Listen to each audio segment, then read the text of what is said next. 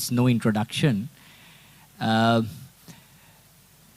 Sarnath today will not talk about his own comics, about his own work.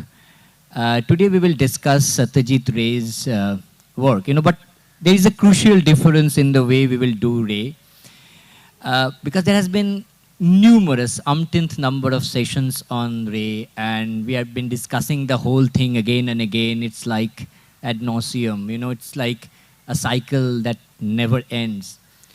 So we wanted to do something completely different, because when we sort of started with Sarnath, and I had this uncanny, sneaky feeling that, a lot of visual idiom that, and especially in his writing, that Sarnath uses, may be influenced by Ray. Yeah, so it would be great if a lot of you can come in the front, because I don't know whether, I think the sun may be a problem. Yeah. Yeah, so there are images here in the session, so I would actually advise you to see all the images, because it's a kind of an image-driven session. So, so we basically, I thought that Sarnath had this very kind of visual storytelling technique, which almost is, it seems to be, seems to resemble Ray in certain way. It's very difficult to pinpoint, right? I mean, it's very difficult to touch a chord that it is this and that. But, there are tangential references here and there. So what happened was, there was a website called darkbangla.com, and Sarnath did a piece there. And Sarnath actually drew pictures there using what he calls a Satyajit Ray filter, right? So we will start the session with that, and maybe ask Sarnath, I mean, when you did that piece, remember? So it would be great if you can show the 3 drawings, illustrations that he did. Can we have the illustrations? Yes. So I think, Sarnath, you can just go on, yeah. So we have the illustration. Yeah. Can you see? Can everybody see the illustration?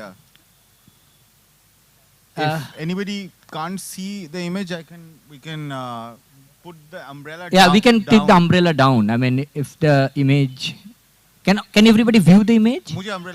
Wow, thank you. Yeah, get the umbrella out. Yeah, nice. I think this is much better. So we have this image. So Sarnath, please go through it. I mean, you started this short essay, and what was your motivation? Why did you do it, Yeah. And what is the story behind it? So Ray has always had a kind of, as you said, like an invisible inspiration on all of us. And one of the things, is there anyone in this audience who doesn't at all understand Bengali? Then I'll keep the whole conversation entirely in English, but I can use a few Bengali words every now and then. I think you can. If there's anyone who absolutely doesn't, then I'll keep it. So I guess everybody is all right if I'm a bit bilingual. Okay. So there's something uncanny about his work, which is what I like the most about his work, is this sort of uncanniness. Mane ektu bhuture. There's something that is not exactly Chamili Memshab type bhoot, but something which is slightly awkward, something which is very much built on the realm of natural, but slight.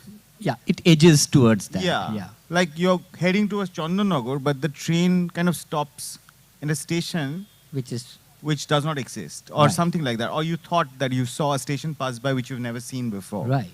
Stories begin very much within a normal setup. So when I was asked by Malavika to kind of do a commission work on Ray, I decided that because people have spoken about Ray so much. I mean, it's like now. Yeah, and I mean, we all have. You have, I have, and I think that he's potentially boundless. He's boundless. His creative output is boundless, and one can't stop talking about him because, well, like just one aspect of it. The problem with that is that it is spoken about so much that it's hard to kind of find original things to talk about. Sometimes you have to really rack your hand.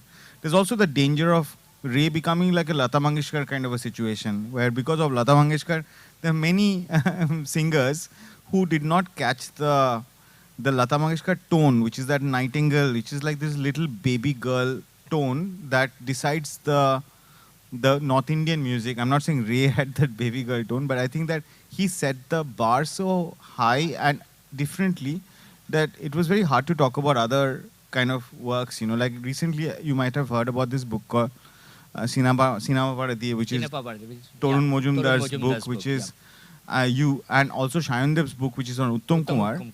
You realize that Bengal had a very rich film industry. Right. Ray is one part of it, and perhaps one of the most important part of it. But there had been all the Tapasinas, Ashit Sens, and the whole Rishikesh Mukherjee lot who all went to Bombay, Bimal Roy, etc., etc. So Ray has this sort of also a danger, and this is also something that I've seen in Bengal among us much more, that we've done that to Tagore and we're doing this to Ray. Same. That we just, he's like a... like a pedestal? Yeah, like a tree that literally stops any kind of undergrowth or any kind of biodiversity to develop. Having said that, I myself extremely strongly impacted by Ray's work, because Ray's work has always been very cosmopolitan. His work has never really been, and it's an Oriental cosmopolitan. He's been influenced by Japanese, not just European and Western, but also Japanese and Bengal school, etc. So all that creates a very rich individual. So when I was asked to write this series, what I thought that I was just racked my head. I just had nothing clever to say about Ray. So what I did was I made 3 drawings. I used the Ray style of drawing. This is what I thought would be a tribute. First I thought I would trace a drawing and I'll leave it at that. And then it's not as if I've got a very fiercely independent style, but it's a handwriting. It's like, you know, when was the last signature, time? Kind of a yeah, signature. when was the last time you actually copied somebody's signature? It's only when you did it for your report cards, right? Because you didn't want anyone near dear to you, family members, to get a heart attack after seeing your report card. So you did a kind of an act of kindness to your relatives by signing your father's signature and is it the same for you? I mean, avoiding them to go through the suffering of going through my report cards. And I think in the long term they would be thankful that I did that. But anyway, so doing Ray is a bit like that. It's like, it's like signing your report card. I just decided to copy it. But while I was copying, in this typical Ray style, uncanny things started happening. Bhuture, like Oshoriri, or whatever the word. Spectral, otherworldly, which shows that grotesque, maybe. Grotesque is a little more, bit more on the higher side, right? Yeah, grotesque would be Bengali Macabre, serial. Bengali serial kind of a level of movement from something more uncanny. subtler. Let's stay at uncanny, something much more subtle. So I thought perhaps I'm not a very good reader, but perhaps it might be easier if I read it. Then you'll probably have a better question. Please. So I'll just read that bit which went with. This is called Boroda Nondi's Rememory. It's hard to read, but I'll try to read it because of the sun. Boroda Babu felt dizzy as he stood in the middle of the market. It was already a bit odd when Saniji, the owner of Morning Store, looked way younger than his 50. Sorry. Yeah. Will you? Sorry. Boroda Babu felt dizzy as he stood in the middle of the market. It was already a bit odd when Saniji, the owner of Morning Store, looked way younger than his 60s. On top, he told Boroda Babu that he has never heard of Meswak, the brand of toothpaste Boroda Babu has been buying from Morning Store for the last 10 years. Overnight, half the products were gone, leaving neat, unfussy shelves. The newsstand owner too looked younger. The dry cleaners, the mother dairy, the electricians, the medical store, all looked clean and non-shabby. Some shops had closed down without leaving a trace, as if they never existed. Everybody looked a few kilos lighter and healthier. Their activities were slow and non-hectic. The air smelled different. Everything was alien yet familiar. Boroda Babu felt anxious and thrilled at the same time. To his surprise, he saw that the front page of all newspapers reported an event that happened 15 years ago. Upon close inspection, Babu found that the dates of the paper have turned 15 years back. Babu isn't going mad. He just isn't up to date with the news. Last night, the government had decided to restore the original name of the city, which they had changed 15 years back. So basically, he just woke up. Yeah, it's like a wingnet, right? So And no, he time traveled back. Yeah, yeah, so yeah, he I just can get that. suddenly felt dizzy. And so, he didn't go back to the future. He just went a few years back. And then, so this was, when I was drawing, it was a nice Art Deco building in a place near where I live in Greater Kailash in Delhi. And I started drawing. And suddenly this appeared. And it was, I suppose, that same bhuture thing that happens, that the uncanny is not very far. Right. It's very much built There. in your life. Yeah. Am I taking too much time? No, Okay. Then we can we go will to sort the of next check one. it out. Don't worry. So can we see the next slide, please? I mean, because I think it's a nice way to sort of get into what Sarnath thinks about Ray, and it's a very interesting take, And the style is pen and ink, which something is he was- mostly Ray's main Yeah. sort of stylistic devices, right? Yeah. I don't use pen and ink. I use brush, and so it's a different style for me. And I was trying to do this pen and ink, and it's a very hard style with all this cross hatching. And Pinaki will show you a lot more examples of him, much superior. I think that's why he wanted to show these images before, so that after showing the Ray images, I would not be actually physically would be in a position to show my images. So anyway, I'm going to read this. It's shorter. Out of job voice artist Doyamoy Kanjilal. The names also. I've tried to kind of stick to the names that Ray would use. The sort of name you would find in. Not exactly the names, but Not exactly maybe yeah, kind of something visually like- map the kind of names. Yeah, he like may how have many used. Kanjilals would you mane? It's Fine, not. It's yeah. not a Shubroto Chatterjee or a whatever Banerjee. It's a name that is a very Ray kind of a name. Out of and the professions also. This one is a voice artist. The one before didn't have a profession. But anyway, out of job voice artist Doyamoy Kanjilal woke up after his operation feeling woolly and disoriented. As his focus improved, the Doyamoy felt he had the answer to some of the key questions of life. He left the hospital bed and wobbled towards the table where sat the Bahadur transistor, which he carries everywhere he went. Something odd happened. Listening to a current affairs program, he could hear his own voice interjecting the transmission. He soon realized that he has developed a superhuman quality. He can intercept and modify radio waves. So just imagine the power it would give you, whether a radio is going on and there's like government propaganda or corporate propaganda, and you just do a little bit of intervention here and there, and it can just subvert everything. And that's the power. It's almost like a superhuman power. It's the power to have right now. And it is a fantasy also. So I wrote And it's about very it. close to what Ray does in a lot of his own works, right? Ray also avoids direct politics. Yes, And but I also, I don't, my work is politics with a short P, because I still work within the realm of imagination. And I increasingly feel that to survive contemporary India, there is what is most urgent need. And I know the forests are being, everything is getting copyrighted. Amitabh Ghosh was talking about all these huge problems that are happening, and we are constantly hearing about these problems. But for me, I think one of the most important thing that is going to help us to tide through these years, if we ever do, is imagination. Without imagination, we nothing. Yep, We are sure. nothing. I agree. Imagination is what helps us to Yeah. protest. Imagination helps us to kind of, to just, mental health, just to kind of let. And I'm going to show you the last one. So can we have the third one? And then we will sort of move into Ray's own work Yeah. and discuss it. Because Then why I'll- we are putting this up first, because it's a kind of a take which I thought was very different, yet so close to what Ray may have imagined, if he had done this today, right? So, yeah. So, Sarnath, please. So as you can see, all of them are somewhat related to things that are happening around us, except just I've created a time-space gap. So even with the radio, even with the picture of the neoliberal market and the shelves getting empty, this one also it refers to a very large statue, which was built. Very large statue. Yeah, which had the entire crocodile population of that area had to be transferred, I Yep. think, and all sorts of things happened. Horrible economic environmental consequences. Ostad Rotun's Last Trick is the name of the story. Noted sculptor Ostad Rotun Ostad, died without leaving a biological heir.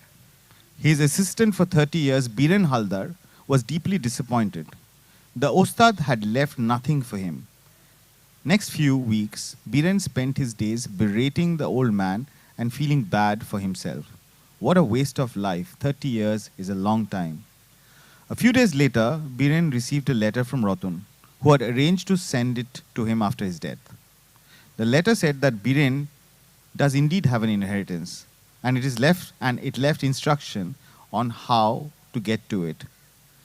While making his last commission, Rotun had made a secret chamber in the body of the statue. The question is, how the hell would Biren reach the secret chamber? You see the red circle, that's the scale, that's a room. The question is, how the hell would Biren reach the secret chamber? He cursed the old Ostad once again, but at the same time, liked the challenge. So as you can see, these are all beginnings of stories, which I'll not write, but for the commission stuff like I wrote. So one of the good, why we began with this discussion is about Ray, but we began with Sarnath's work, One of the reason is that, how is it to reimagine Ray in a different space? How other authors sort of reimagine Ray, in today's context, right? Because his stories, some of them at least, most of them probably, sound really alive today. Even it sounds really, really alive. And they're like really goofy stories, right? Oddball characters, about loners, about people who felt left out, marginal. So you have this person who will be like a clerk, having a day job, and moonlights as a maybe kind of a Superman at night. So what I'm trying to say, Sarnath, so when we read, say, for a Corridor, Bernal and Harappa Files, for example, or maybe if you read All Quiet in Bikasfur, you will see that there is this crackling kind of characters, which seems to be straight out from Ray, the pages of Satyajit Ray. So, before, let us go to can we just have some of the pictures of Ray now, because of course the drawings are all known and I've collected. Can we have have those visuals of Ray? Can we just play those out? So what we'll do is we will have some visuals, but all drawings by Ray himself, which will play out here. But this is actually, this, right? So this is, So it's one of the inspiration for the pieces that you have written. So can you just take us through it? I mean, the style or the... Oh, me? So, So Shibuo Rakhosh. Rakhosher Katha. Yeah, so Rakhosh has Rakhosh is of course the idea that... and the monster, exactly, for the that it's a speculative monster, a maths teacher. Maths teacher can be a monster. And we all perceive a maths teacher as whenever we think about maths teacher, we think about K.C. Nag. Right. As a very stern man in a dhoti and, telling us how to do loshagu and whatever. And he uses that metaphor of like a maths teacher being a monster. And the monster is very much within. You never really are sure whether he's actually a monster or not. And this doubt is what... so I also got inspired. I was actually... I did a work in Japan where there are 8 people sitting around a traditional bath in Japan, each of them in their own thought. And they all come from different background. One is a former actor of an old Japanese theater. One of them is a writer of textbooks. And there's one guy, he's actually a dragon. But he doesn't know it himself. Then he was told that you're a dragon, basically. Inside you there's a dragon exists. Right. I won't go into the detail of the story. So as I was doing this, going through these images, right. When I was doing it was invisible. I didn't think about Ray. I think it's a childhood memory of maybe it's an internal memory of what these people have done to us inside. They've deeply entered our worlds, right? And kind of bent our imagination. So I studied biochemistry. This is a little anecdote. Oh, I studied biochemistry because I read a short story of Ray when I was a kid about a German scientist who made in a test tube, he wanted to recreate the evolutionary process. Right. And it's a Shonku story. Shonku story, yeah.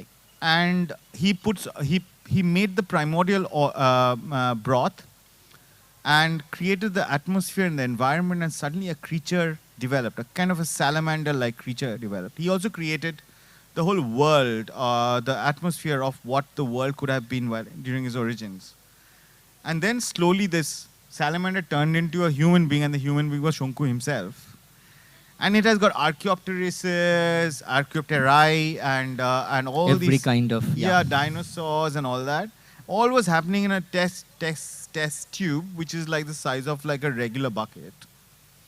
I was so inspired, and this evil German scientist was a biochemist, and I just thought that the amount of eros he could bring into science, which we were in a talk in IIT recently, and I was trying to make a point that scientists, do they still have that same kind of imagination in this world of specialization? Ray seemed to have it.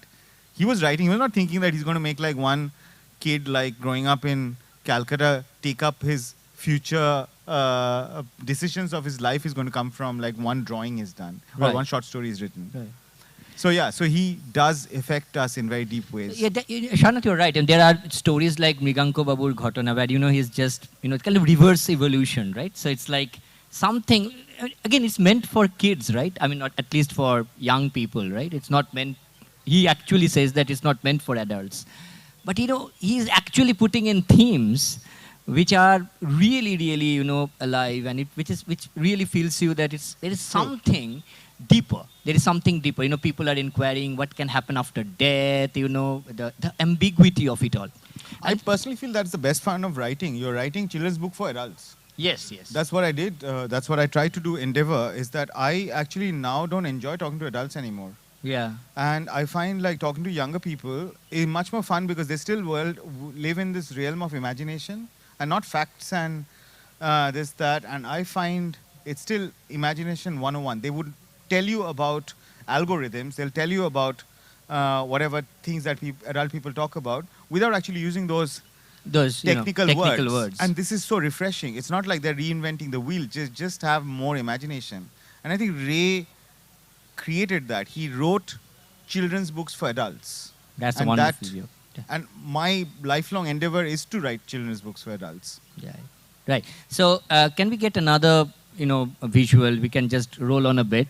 So there is also this very interesting, brush with the world of creatures, right? Oh, yes. Ray is always has this fascination for this non-human human interaction, yes, and it comes up. This is Septopashirke. This is of course an iconic illustration. Yeah. And this is of course it's a very technically proficient work. Yeah, it's a Venus flytrap. Yeah.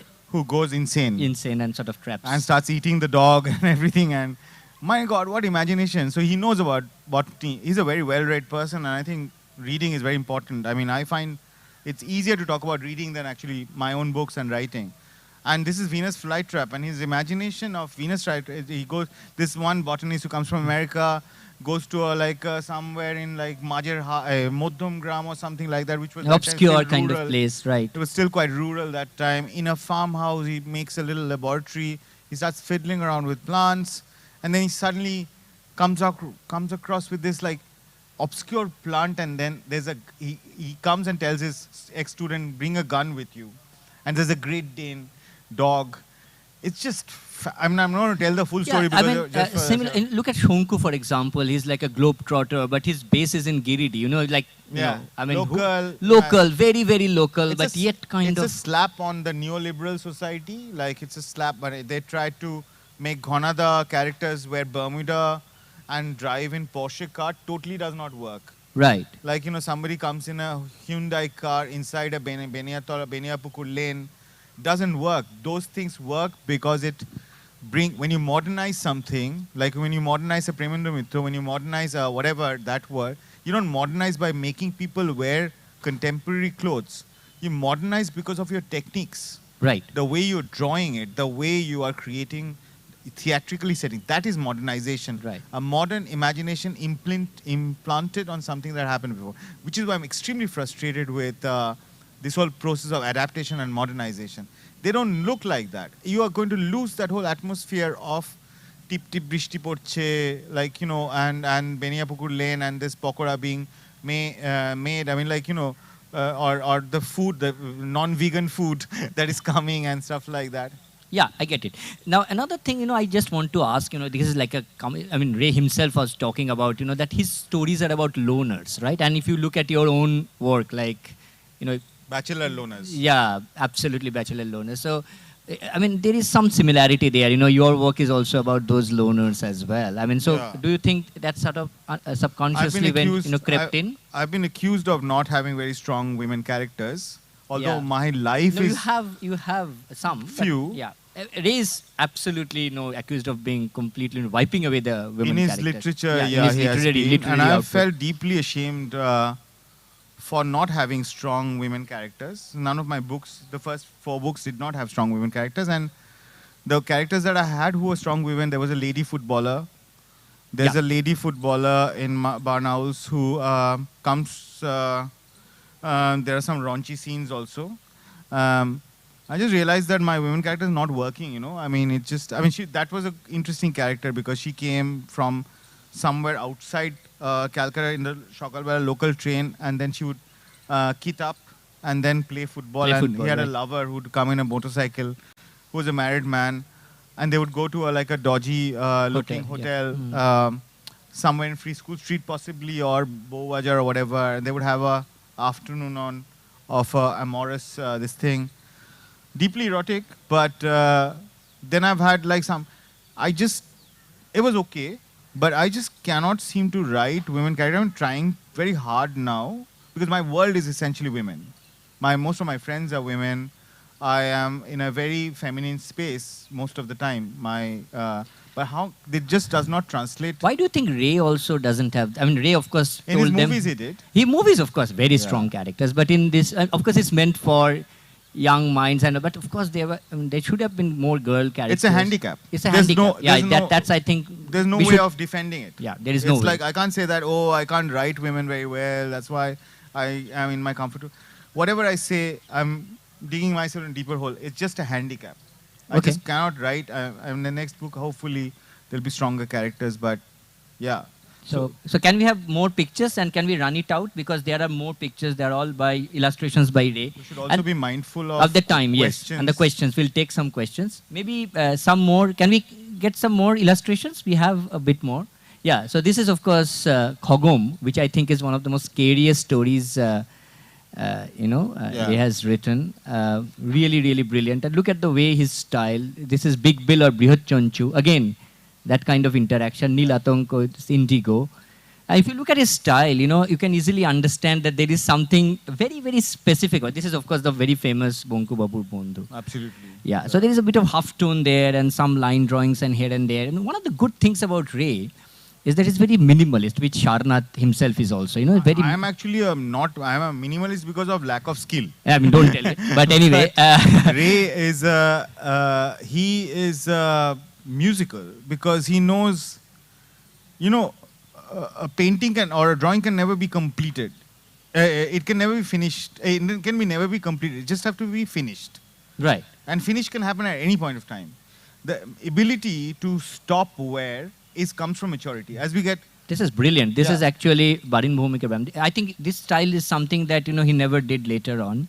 It's a one-off style and very different. It's a spiritual thing because as you get older, you realize you develop confidence and you can leave things.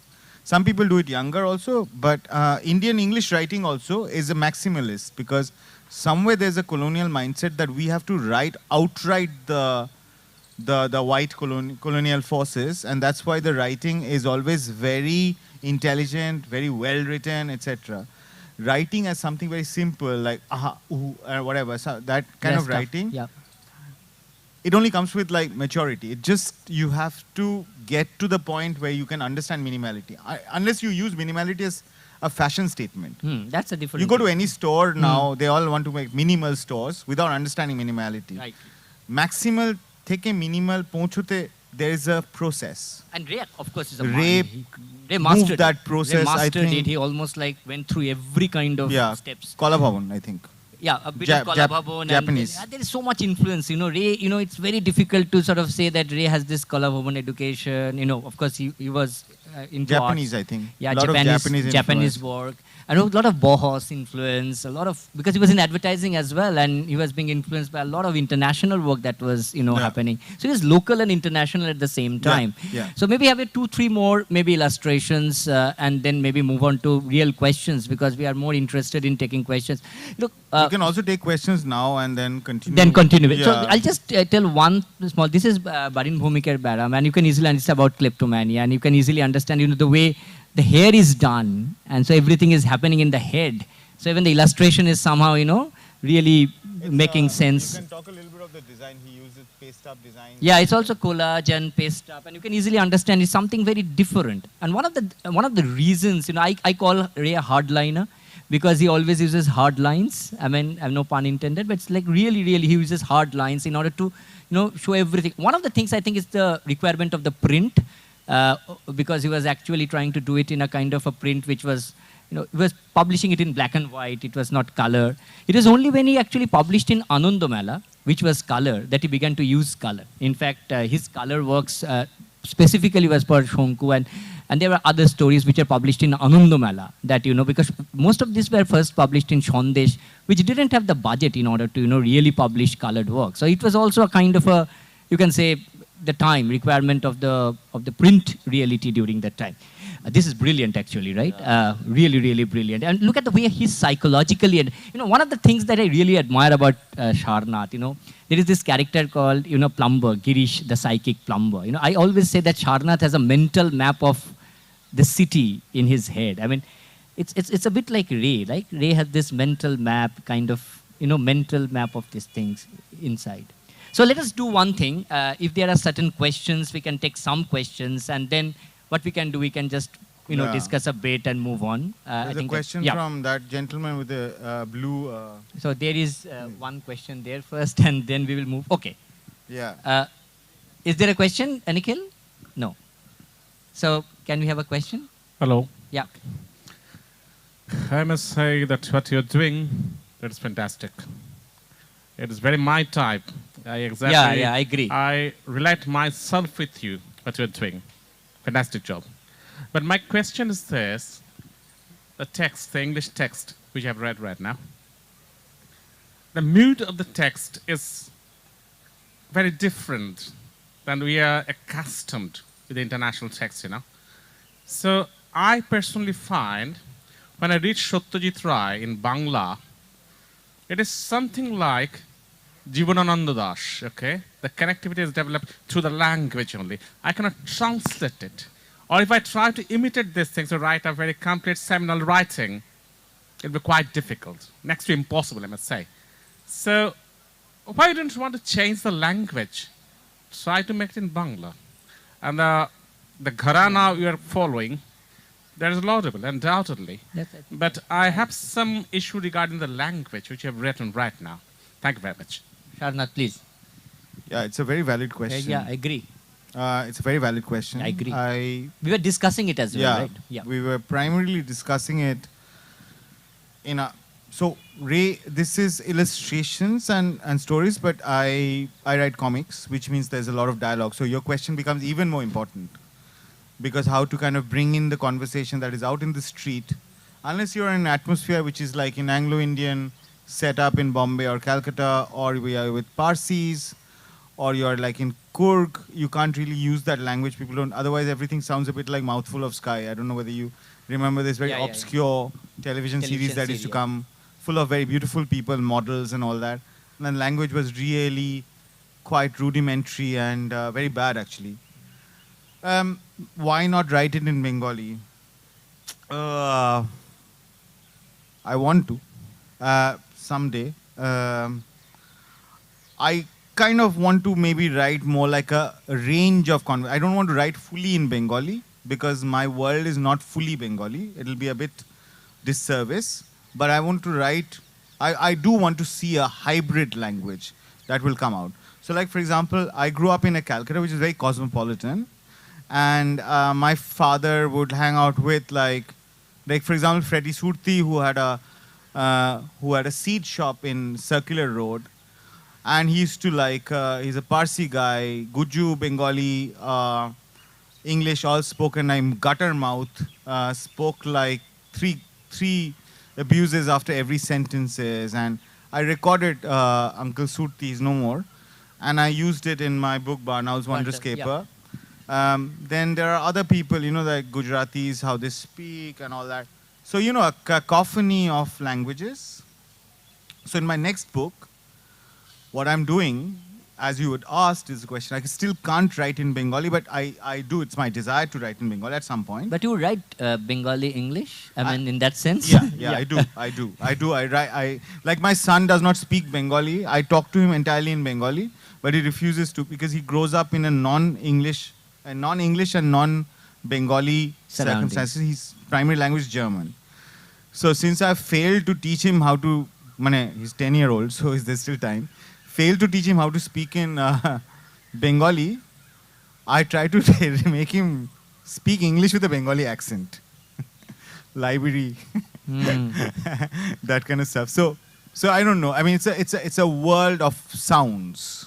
I think this is very interesting because very few people know it, but a lot of people now know that Ray actually began his short story career writing in English. In fact, his first two stories, remember, when he was actually a Kalavaban student, and it's there in 3 days as well, is actually in English. And then he consciously when he started Sandesh, it's just Bengali and, it's he was comfortable in English because we have seen a lot of translations where he's comfortable with the language, but still he thought that these characters and this milieu and this kind of cartography and this psychic cartography, if I'm allowed to call it, it will only work in Bangla.